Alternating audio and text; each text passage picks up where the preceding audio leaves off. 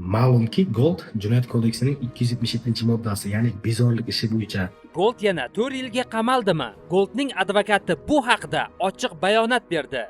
Shahzod Gold Uzoqovning sudi bo'lib o'tdi. Avvalroq Goldning sudi 5-mart kuniga qoldirilgan edi. Assalomu alaykum do'stlar. Bugun 24-fevral kuni Toshkent shahar sudi kassatsiya instansiyasida Gold Shahzod Uzoqovning sudi bo'lishi kerak edi. Afsuski yana 5-martga qoldirildi. Xudo xolasa duoda bo'lib turasizlar, yuzimiz yorug' bo'ladi. Bugun esa uning sudi bo'lib o'tdi va ko'pchilikni ushbu savol qiziqtiradi. Gold haqiqatan ham 4 yilga qamalishi mumkinmi? Goldning advokati bu borada ochiq bayonot berdi. Qadrli do'stlar, videoni ko'ring va albatta o'z izohingizni kommentariy yozib qoldirishni aslo unutmang. Goldning ishi yana nima sababdan cho'zilganligini aniq bilib olasiz. Uydagilaringiz naqd pul olishi uchun siz ham naqd pul yuborishingiz shart emas. Shuni bilarmidingiz? Uydan chiqmagan holatda yuborma bil ilovasini yuklab oling va yaqinlaringizga AQSh dollaridan naqd pul o'tkazmalarini amalga oshiring. Sizning kartangizdan rubl yechib olinadi. Uydagilaringizga esa AQSh dollaridan naqd pul bo'lib boradi.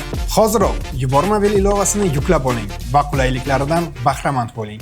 Goldning yangi sudi haqida qisqacha izoh. Juda ko'pchilik yana nimaga sud bo'lyapti, aka ketdingizmi, ko'p gapirmaslik kerak edi degan mazmunda izohlar yozishmoqda. Shunga qisqacha izoh bermoqchiman. Ma'lumki, Gold Jinoyat kodeksining 277-moddasi, ya'ni bezorilik ishi bo'yicha Tailandda qidiruvda edi. So'ng o'zining xohishi bilan O'zbekistonga qaytib keldi va uning ehtiyot chorasi qamoqqa uzatirildi, ya'ni sud boshlangunga qadar. So'ng jinoyat ishlari bo'yicha Olmazor tuman sudining 2025-yil 7-noyabrdagi hukmi bilan unga nisbatan 4 yil muddatga ozodlikni cheklash jazosi tayinlandi, ya'ni xalq tilida domashniy arest deyishadi. Bu degani kechqurun soat 22:00 dan ertalab soat 7:00 ga qadar uyini tark etishi mumkin emas. Gold o'ziga nisbatan tayinlangan jazoni talablarini umuman buzmadi. Hattoki Goldning Humo Arenada jangi bo'lganda ham u kechqurun soat 21:30 da, ya'ni kechki 9:30 da uyda edi. Bundan tashqari qancha do'stlari, qancha akalari Humo Arenada jang qilganda ham talablarni buzmasdan jangni uyda tomosha qildi. Mana endi oradan 3 oy vaqt o'tgandan so'ng Toshkent shahar prokuraturasi Goldga nisbatan yengil jazo tayinlangandi. Aslida unga og'ir jazo, ya'ni qamoq jazosi taylanishi kerak edi degan mazmunda kassatsiya tartibida protest kiritdi. Ya'ni Goldning eski ishi qayta ko'rilyapti. Unga nisbatan tayinlangan jazo yengilligiga mazmunda. U yangi jinoyat sodir etgani yo'q. Shuning uchun duoda bo'lib turinglar, Xudo xolasa kurashishda davom etamiz.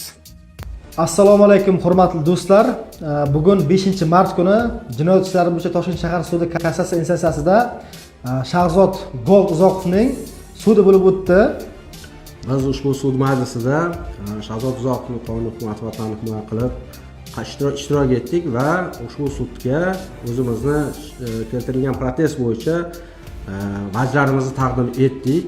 Sud tomonidan biz vajlarimiz o'rganib chiqilishi yuzasidan bizga ma'lumot berilib, sud majlisi 12-mart kuniga qoldirildi. Bizni kuzatishda davom eting. Ushbu sud ishi bo'yicha yakuniy ma'lumotlarni 12-mart kuni taqdim qilamiz. Duoda bo'lib turasizlar, barchalaringga Ramazon oyi muborak bo'lsin.